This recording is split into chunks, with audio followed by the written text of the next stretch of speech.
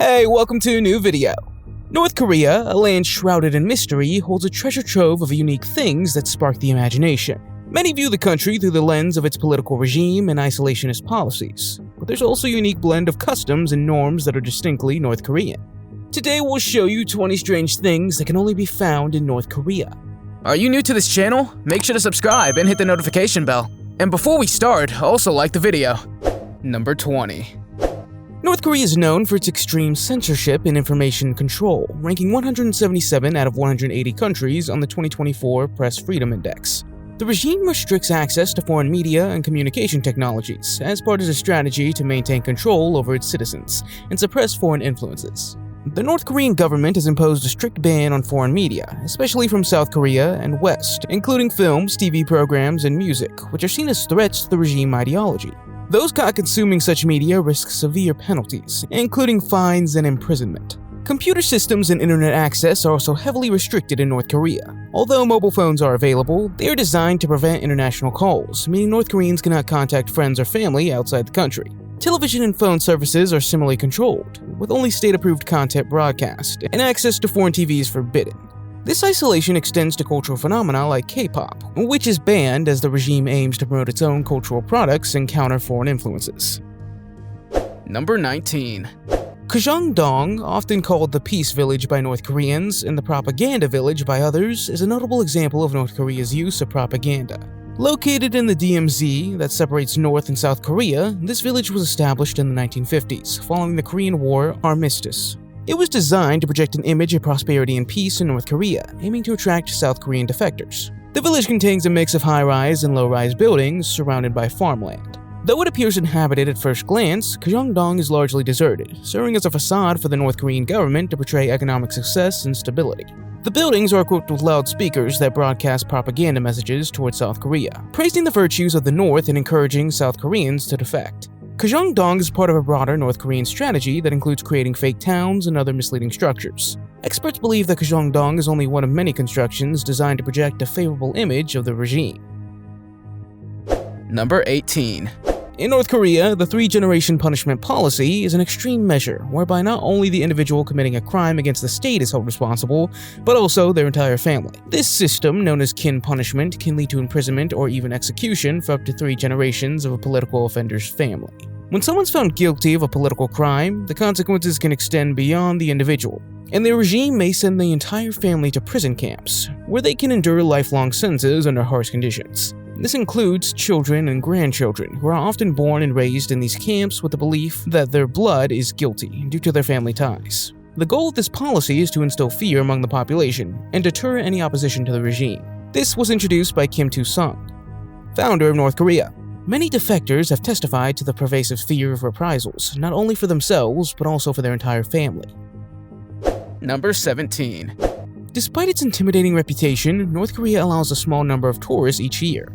However, privacy is significantly restricted through strict rules and surveillance. Tourists are not permitted to travel independently and must be accompanied at all times by a government-approved guide. This guide determines the itinerary and decides where tourists can and cannot go.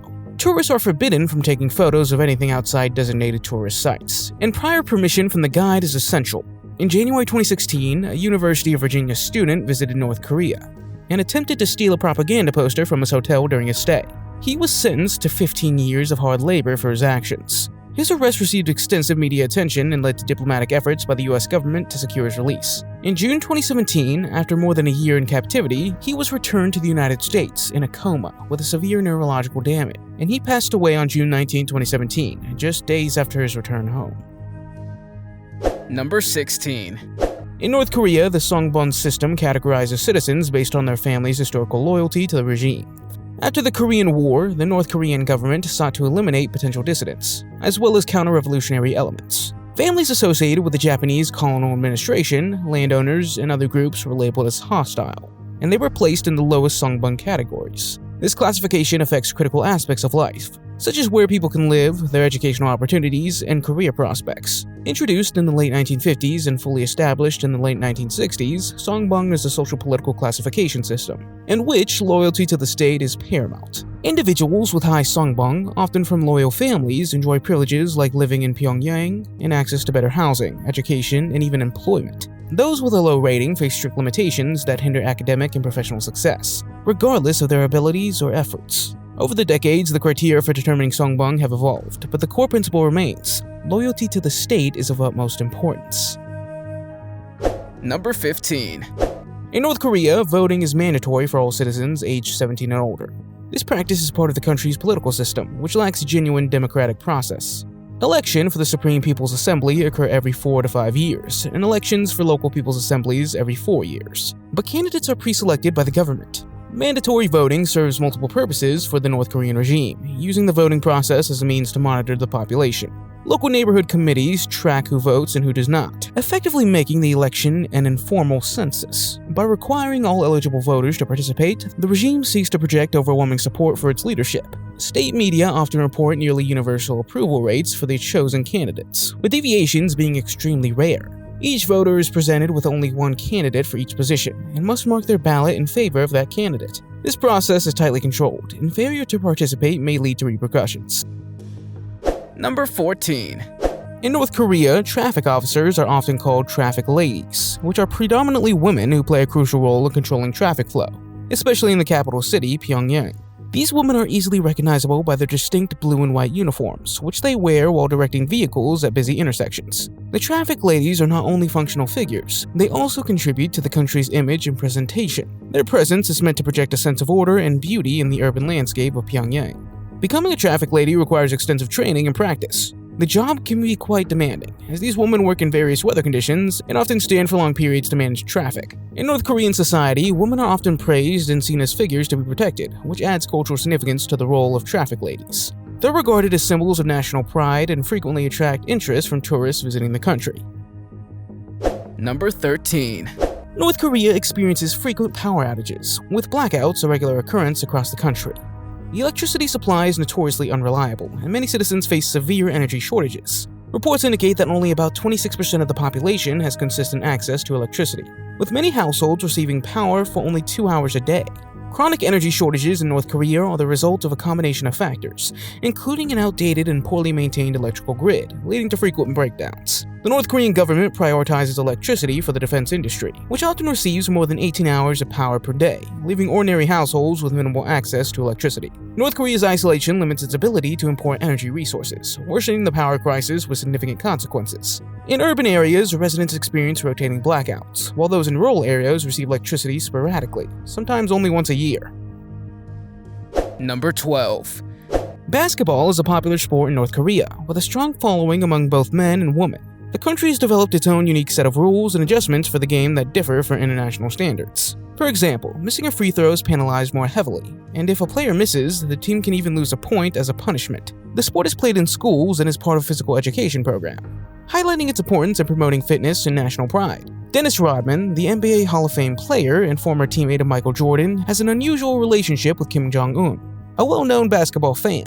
Rodman made his first trip to North Korea in 2013 as part of a basketball diplomacy mission organized by Vice Media. Since then, he's visited North Korea multiple times and claims to have formed a personal friendship with Kim Jong-un. Rodman has brought American basketball players to North Korea to participate in exhibition games, and during his visits, he's helped promote basketball in the country. His interactions with Kim Jong-un have surprised many, given the tense political relationship between North Korea and the United States. But Rodman insists his visits are non-political, describing him as a friend. He's also noted that Kim Jong-un admires Michael Jordan in the Chicago Bulls era. Number 11. North Korea's pleasure squad is a lesser-known but intriguing aspect of the country's propaganda, as well as their entertainment apparatus. The term refers to a group of young, attractive women selected by North Korean regime to entertain and serve the elite, including Kim Jong-un. This concept has been part of the North Korean internal structure since the era of Kim Il-sung, but it's gained more international attention under Kim Jong-un. Women in the pleasure squad, sometimes called the entertainment troupe, are chosen at a young age, usually in their late teens.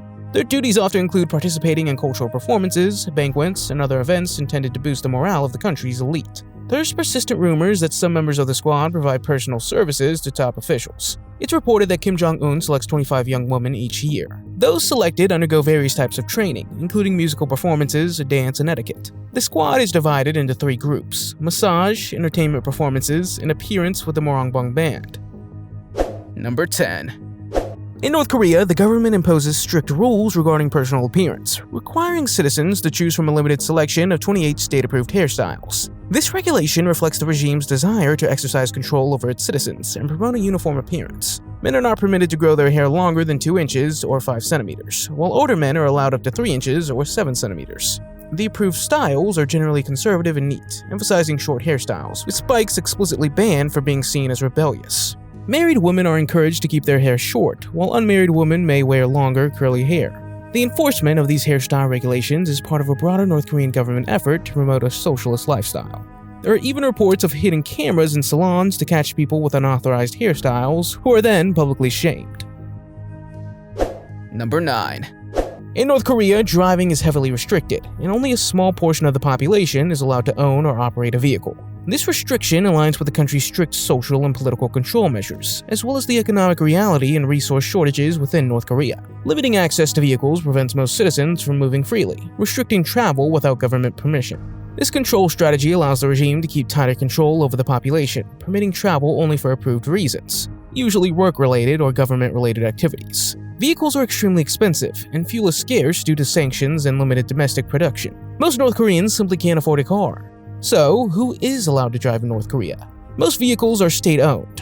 High-ranking government officials, military leaders, and those involved in state-run enterprises are typically the ones with access to cars. Foreign residents or visitors, such as diplomats, aid workers, or employees of international organizations, may sometimes drive, but must follow strict rules, often requiring local drivers. Since private car ownership is rare, most North Koreans rely on public transportation or other forms of mobility, such as bicycles, buses, trams, and walking. Number 8. Birth laws and policies in North Korea are shaped by the authoritarian nature of the regime and the tightly controlled society. However, information on this topic is scarce, as the government maintains strict secrecy over its internal policies, and official documents on family planning and reproductive rights are not readily available. Much of what is known comes from defectors, human rights organizations, and international reports. North Korea exercises strict control over many aspects of family life, including childbirth. In contrast to China's well-known former one-child policy, Kim Jong-un in 2023 encouraged North Korean women to have more children, framing it as a duty to their country. Although healthcare in North Korea is theoretically free and universal, the reality is quite different. The healthcare system is underdeveloped, underfunded, and lacks basic supplies and trained professionals. Reports from organizations like the World Health Organization indicate that maternal and child mortality rates in North Korea are significantly higher than in neighboring countries. Number 7. The use of fertilizer in North Korea highlights both the economic difficulties that the country faces and the government's tight control over agricultural production. Due to international sanctions, limited industrial development, and restricted access to agricultural inputs, North Korea has resorted to desperate measures, such as widespread use of human waste as fertilizer. One of the most controversial and unhygienic practices in North Korean agriculture is the use of human excrement, also known as night soil. The North Korean government actively encourages, and in many cases, mandates its use. Citizens are sometimes required to collect and deliver it to meet government-mandated quotas for fertilizer production. For instance, in 2019, reports indicated that the North Korean government issued orders for each household to collect a certain amount of waste for use in fields. Schools, factories, and businesses commonly have assigned quotas, and failure to meet these quotas can lead to punishments or social consequences. In times of extreme shortages, even the collection of animal waste and ash from burnt materials is encouraged as a substitute fertilizer. Number 6. In North Korea, the government has enforced strict clothing regulations, particularly targeting Western styles like jeans. This ban is part of a broader effort to suppress Western influences and maintain a uniform national identity. Jeans, in particular, are seen as symbols of Western culture and capitalism. The North Korean regime views Western fashion as a threat to the country's ideological purity and social order, expressing concern that even subtle signs of a capitalist lifestyle could undermine its authority and the values it promotes. The ban on jeans and other Western clothing also serves as a tool of political control. By regulating what citizens are allowed to wear, the regime seeks to reinforce its power and discourage any form of rebellion or deviation. Clothing choices are seen as a reflection of one's loyalty to the state, and deviations from prescribed norms are not tolerated. The restrictions go beyond jeans, including other forms of Western clothing, such as short skirts, brightly colored attire, and items with logos. Additionally, students are required to wear uniforms that often bear badges with portraits of the country's leaders. Number 5. Although North Korea's constitution allows for religious freedom, the reality is far from that. The right to freedom of thought, conscience, and religion is systematically denied in North Korea. Reports indicate that the government actively suppresses any forms of religious expression, particularly targeting Christianity, which is seen as a threat to the regime's authority. The United Nations have highlighted these violations, noting that the situation for those who wish to practice their faith remains dire. Possession of a Bible in North Korea is considered a serious crime. The government strictly prohibits the possession of a religious text, and those caught with the Bible can face severe punishments, including imprisonment or even execution. Officially, North Korea is an atheist state, meaning it does not endorse or believe in religion. Number 4. Camp 22 is one of Korea's infamous political prison camps. It's part of a broader system of political camps used by North Korea regime to detain suspected political dissidents, as well as their families. Reports indicate that prisoners are subjected to forced labor, malnutrition, and cruel treatment by the guards. Testimonies from former prisoners reveal horrific experiences within the camp. Operational since the 1950s, thousands of people are estimated to have been imprisoned there. The North Korean government maintains strict secrecy around the camps, and information is often gathered through defectors and satellite imagery. In recent years, there have been reports that the regime is attempting to normalize the appearance of villages with these closed camps, to disguise the reality of the conditions from the outside world. Number 3. The Juche calendar is a unique timekeeping system used in North Korea. Introduced in 2015, it's based on the Juche era, which starts from the birth year of Kim Il-sung, the country's founder. This means the calendar counts years starting from 1912, making 2015 Juche Year 104. This system reflects North Korea's emphasis on its revolutionary history and the importance of its leaders in shaping national identity. North Korea has also had its own approach to time zones. In 2015, the country set its clocks back by 30 minutes, creating what is known as Pyongyang time. This change was implemented to assert independence from South Korea and Japan, both of which use the same time zone. Number 2. In North Korea, the regime exercises strict control over its citizens, and showing disrespect toward the leader can lead to severe consequences, including the death penalty.